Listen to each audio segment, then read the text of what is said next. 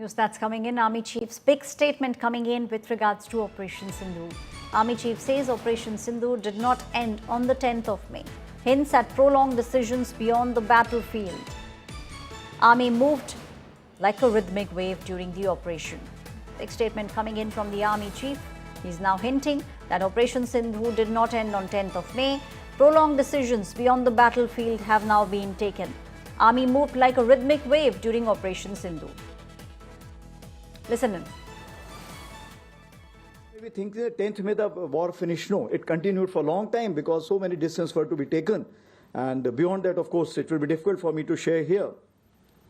So when to start, when to stop, how much to apply in terms of time, space and resources, and how much or what is the definition of calibrated. All these things are something which we kept on discussing at every point of time. Why? Because this time there were no precedences. I must say that Indian Army during this complete thing moved like something like it was a rhythmic wave. When I say rhythmic wave, means in this 88 hours, it was not possible for you to come for the planning, then pass the orders and do. So everybody was synergized and everybody knew his orders.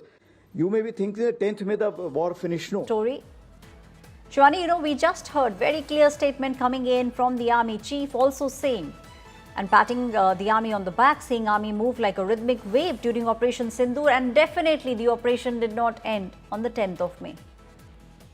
Aishwarya, the Chief of Army Staff, General Upen Dwivedi, he's specifically giving out those details of Operation Sindoor, that this was a synergized effort and Army action continues because, he also mentioned that the infiltration bids have continued even after Operation Sindoor, and every time we hear all about those operations when these terrorists are being neutralized. So the operation against terror continues, but yes, Operation Sindoor has been one of the most successful dynamic operations which saw how the troops moved like the rhythmic waves. Everything was synchronized, everything was well planned, and the surprise element in Operation Sindoor has done the maximum damage over Pakistan.